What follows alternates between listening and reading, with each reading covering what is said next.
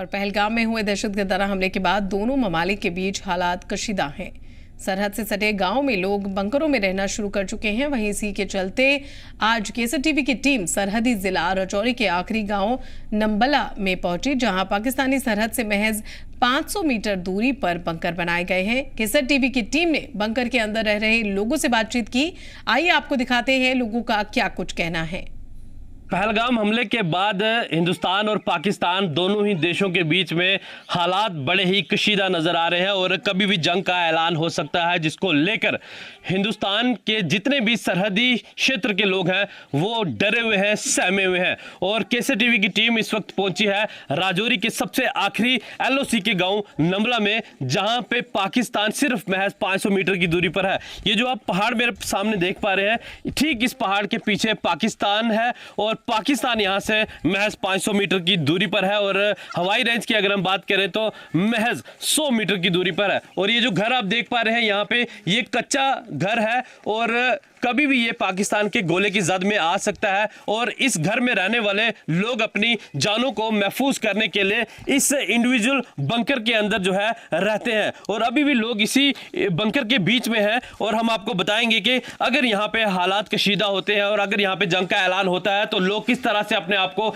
इन bunkers के अंदर रख कर महफूज कर पाएंगे, वो आज हम आपको केसर टीवी के माध्यम से बताएंगे। और इस वक्त आप देख पा रहे होंगे यहाँ पे कुछ लोग जो है यहाँ पे इसी बंकर के बीच में है और यहीं पे अपने परिवार के साथ बैठे हैं कि कहीं पाकिस्तान की ओर से शेलिंग स्टार्ट होती है तो हम लोग अपने आप को किस तरह से महफूज करेंगे। ये जो आप देख पा रहे हैं ये बंकर है। ये जो बंकर का जो रूफ है, इसका जो छत है, इसकी मोटाई जो है कम से कम 2 से 3 फीट होगी। हमारे साथ यहाँ पे आप देख पा रहे होंगे एक पूरा परिवार बैठा है और डर और खौफ जो है इनकी आंखों में बिल्कुल आप सीधा तौर पर देख सकते हैं। माता जी, क्या नाम है आपका? तो कितना डर और खौफ का माहौल है यहाँ पे? बहुत डर है जी।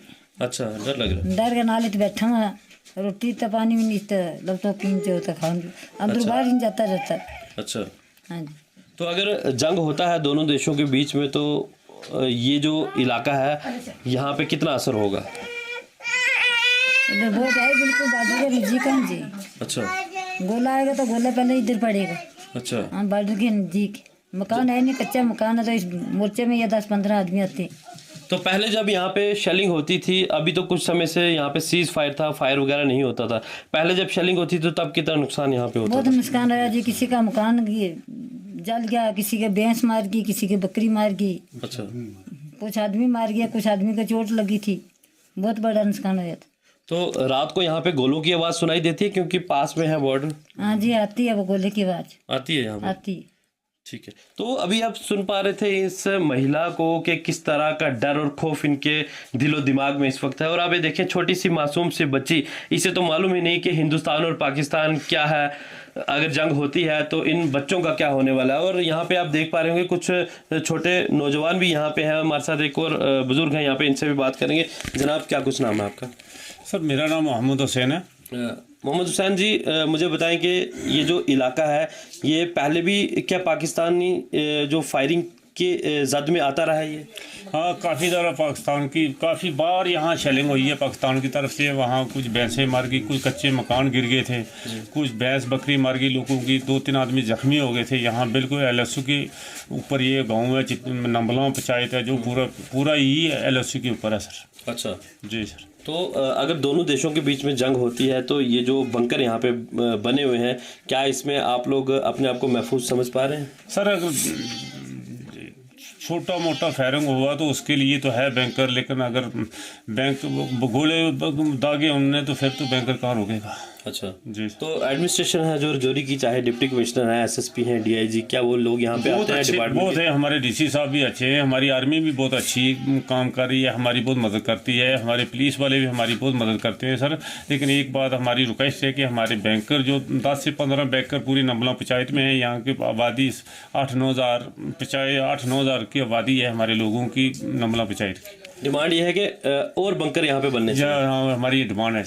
ठीक, तो अभी आप सुन पा रहे थे ये जो नंबला पंचायत के लोग हैं जो बिल्कुल एलओसी के साथ सटे हुए हैं और यहाँ से पाकिस्तान महज 500 मीटर की दूरी पर है और इस वक्त इन लोगों के दिलो दिमाग में खौफ का माहौल है, डर का माहौल है। आप देख पा रहे होंगे सीधा तौर पर इन लोगों के दिलो दिमाग में डर और खौफ साफ तौर पर दिखाई दे रहा है। अगर यहाँ पे जंग होती है तो सबसे पहला जो ये एरिया है ये इफेक्टेड जरूर होगा क्योंकि ये बिल्कुल सरहद के नजदीक है। इनकी ये भी मांग है कि यहाँ पे बंकर तो दिए गए लेकिन उनकी तादाद कम है। ये चाहते हैं कि जब भी दोनों देशों के बीच में हालात ठीक होते हैं तो यहाँ पे पहले फौरी तौर पर यहाँ पे बंकर बनाया जाए ताकि इन फ्यूचर भी अगर दोनों देशों के हालात खराब होते हैं तो हम लोग अपने आप को महफूज कर सके। हालांकि इन्होंने ये भी बताया कि एडमिनिस्ट्रेशन की तरफ से इन्हें पूरा तावन किया जा रहा है, उसके साथ साथ भारतीय सेना की तरफ से इन्हें बिल्कुल तावन किया जा रहा है ताकि इन लोगों को जो है किसी तरह की कोई भी परेशानी ना आए। तो केसर टीवी आज पहुंचा था एलओसी के बिल्कुल साथ में सटे हुए गांव नंबला में जहां से पाकिस्तान महज 500 मीटर की दूरी पर है और लोग यहां पे कितनी चिंता में है, कितनी परेशानी में है, ये आज हम आपको केसर टीवी के माध्यम से बता रहे थे। अपने साथी अक्षय सैनी के साथ राजौरी के फॉरवर्ड एरिया नंबला से केसर टीवी के लिए मैं अंकित।